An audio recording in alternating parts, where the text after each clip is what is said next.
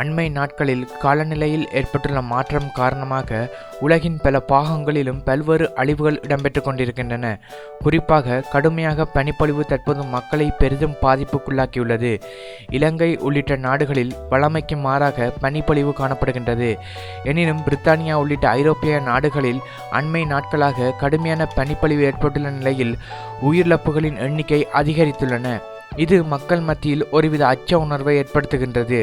இது ஒரு புறம் இருக்க, இந்த பனிப்பொழிவு குறித்து பனிப்பொழிவினால் ஏற்படவிருக்கும் இழப்புகள் குறித்தும் கடந்த 500 ஆண்டுகளுக்கு முன்னர் கூறப்பட்டுள்ள தீர்க்க தரிசனம் தற்போது மக்கள் அச்சத்தின் உச்சத்திற்கே கொண்டு போயுள்ளது என்றே கூற வேண்டும். ஆம், இத்தாலி நாஸ்ட்ரடாம்ஸ் ஒருவரின் தீர்க்க தரிசனம் தற்போது நனவாகி வருவதாக அச்சத்தை ஏற்படுத்தும் தகவல் ஒன்று வெளியாகியுள்ளது.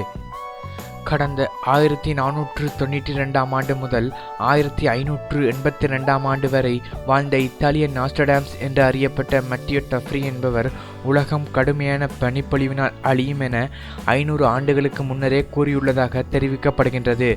அவரின் தீர்க்க தரிசனங்கள் பல நனவாகியுள்ளதாக இத்தாலிய மக்கள் நம்புகின்றனர்.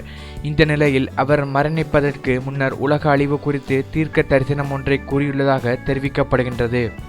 அதாவது, தொடர்ந்து 2 நாட்கள் இத்தாலி நகரான சலின்ட்ரோவில் கடுமையான பனிப்பொழிவு ஏற்பட்டால் அது உலக அழிவுக்கான அறிகுறி என தீர்க்க தரிசனம் வெளியுள்ளதாக கூறப்படுகின்றது. கடந்த 500 ஆண்டுகளுக்கு முன்னர் அவர் தெரிவித்த அந்த பனிப்பொழிவு சலின்ட்ரோவில் தொடர்ந்து 2 நாட்களாக ஏற்பட்டுள்ளதாக அச்சமூட்டும் தகவல் தற்போது வெளியாகியுள்ளது.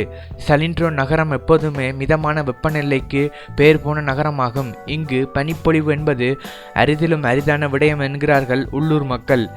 எனினும் அனைவரும் வியக்கும் வகையில் இங்கு பனிப்பொழிவு ஏற்பட்டுள்ளது.